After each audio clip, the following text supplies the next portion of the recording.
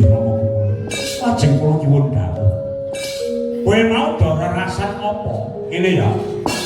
Aku biyen kuwi diudhunke karo wong tuaku Sang Hyang Tunggal. Sang Hyang Tunggal ki nalika semono ya Sang Hyang Menang ki ya tunggal merga nalika anak-anak aku Kakang Tejo Mantri lan Ismaya aku karo Manik Maya kuwi biyen Bathara Wenang ki manunggal karo Sang Hyang Tunggal. Dadi tunggal ya menang ya tunggal. Ngono. Perkara kuwi pancen kaya dene wong ngilu kaca.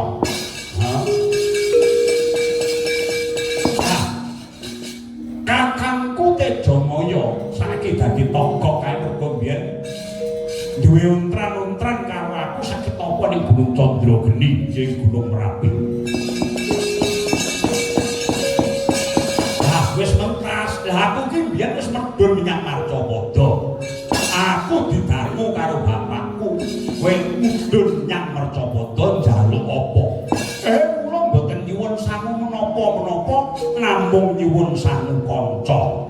Semar Nulya, ayang-ayanganmu kang abot bagongan. Bakong ki rambut turah sing ana mburi ki jenenge bakong. Nek sing ana ngarep jenenge kuncung.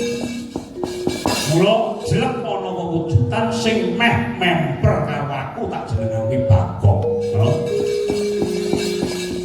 Alias glondor.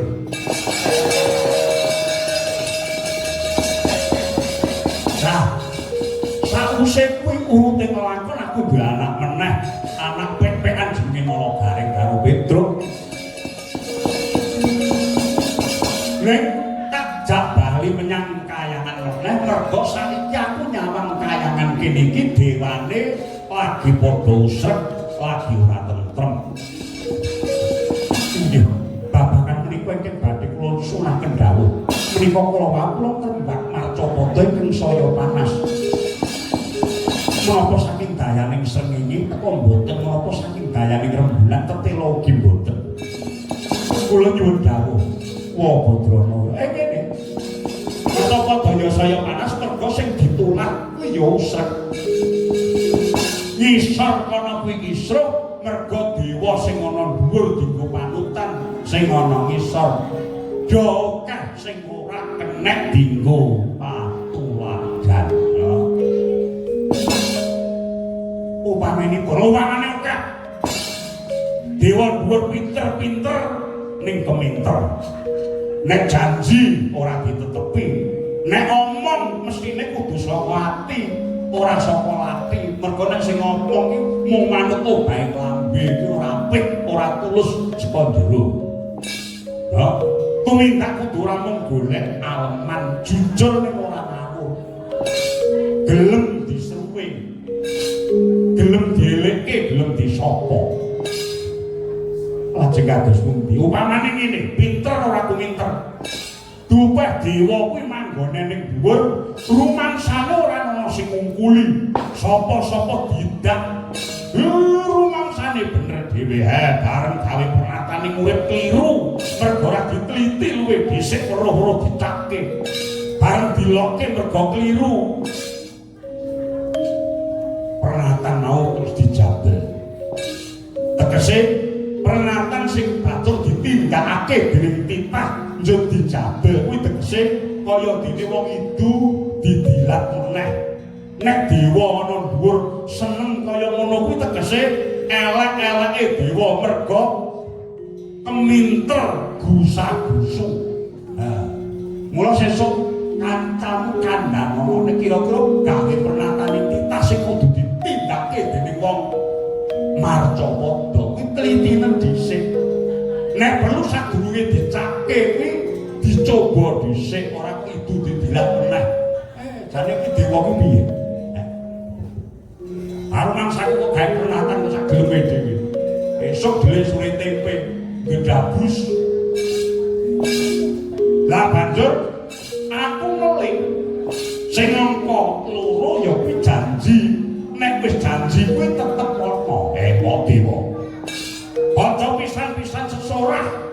Janjine muluk-muluk ning ora tau enek nyatane kuwi jenenge omon-omon.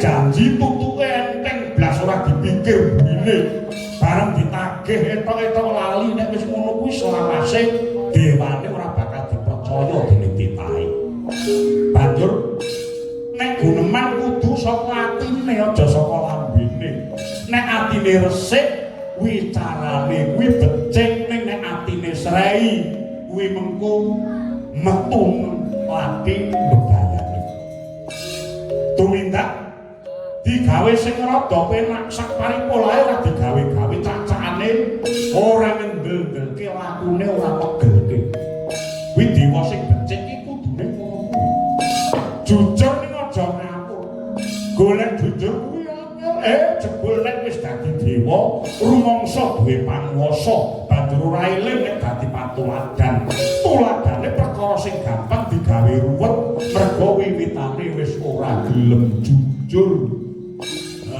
iki jane sepele nek wiwitane iki wis ora jujur sing sateruse mung slintak-slintik upamane aku iki digawane cupu manik Astagina apa bener kok Semar wong dapure kaya ngono kok bawa cupu manik Astagina lah aku ora suwe-suwe ora tak gawe ruwet iki lho deloken matamu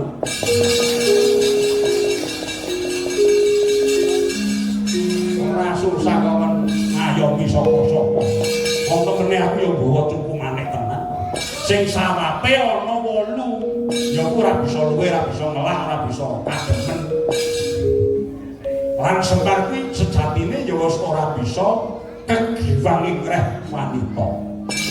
Lho, bojoku ya senggani kuwi. Sing duwe anak dewasa 10 kuwi. Senggani saiki ewadine sumben enek-enek iki perkara liya. Ya. Banjur nek dadi dewa, Wisnu Surya karo Candra kuwi kudu gelem disaruwe. Abote ngabot kuwi nek dadi dewa, sakti mbake kudu mawas diri. Nek kleru gelem dileke salah dibenerke luput dipernahke. Ora mekengken. Wegah nampa warah nampil ditutur becik, nek perlu malah nyalah-nyalahke menyang wong liya. Ora ngono kuwi adene kula. Ketujuanmu kepasang yogya. Tekape titi mongso iki aku bakal rewang marang bot repoting dewa.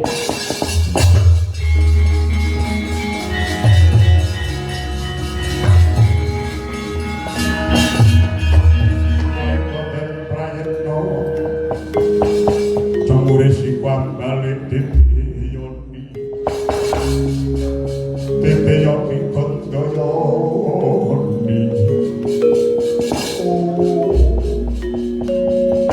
Pinten-pinten dinten tansah kula suraos.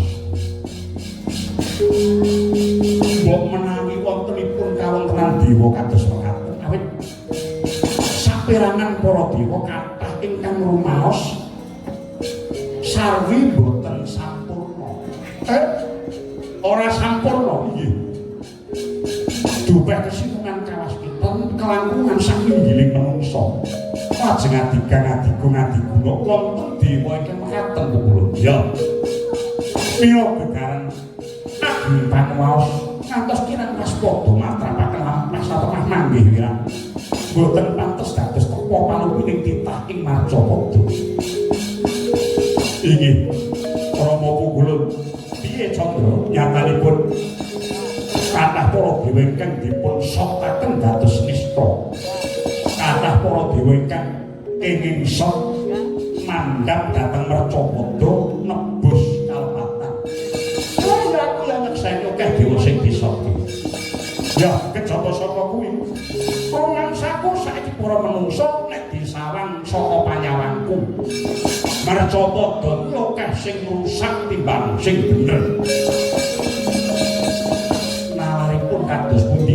Merga panembah dinggo garan padudon. Tak baleni sepisan maneh panembah dinggo garan padudon. Kabar tak kaliti tak semak jebul sing ngajak padudon ora akeh. Wong sing tukang nyerang panembahe wong liya sing elek-elek panembahe wong liya wong e yo kuwi-kuwi.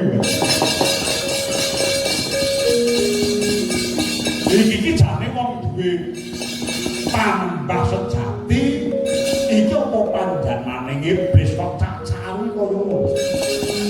Kamanungsane wis kiruan wis ora duwe rumangsa nek kabeh kuwi titahe sing gawe wit ya titahe Hyang Widiwasa. Wis ora duwe rumangsa nek kabeh diayomi karo Sang Hyang Widi. Yen beda penemu adu karo sang dasare Abdul ana ing Mercapada saiki wis angel golek-golekane wis. Nggih Bu. Mila Prawi perkara menika menawi kula minangka dewa ingkang kejebak reksa katentreman. Menawi kula namung kendel kemawon lajeng badhe kados pundi jagat menika. Ya. Ya, Yayi Ulun. Banjur cara apa ingkang bakal mbok tindakake murih tentrem rahayuning jagat iki. Kosong nabi Wisnu. Kula nampi suwanten akasa nggih sang Akasawagya.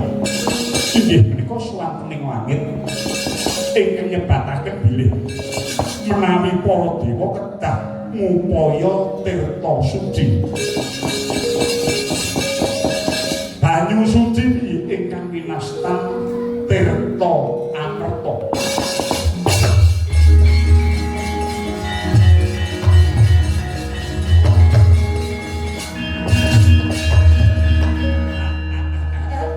Ora luput ya. Tirta kuwi banyu. Kuwi tegese ora, marta kuwi mati, tegese banyu sing galare ora kena ing pati. Tegese kuwi banyu panguripan. Oh, tirta panggesangan.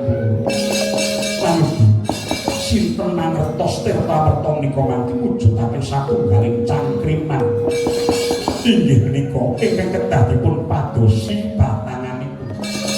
Sepisanane mbok menawi Akasawagya utawi sumanten langit ingkang ngebaken kula kedah pados tirta merta kula.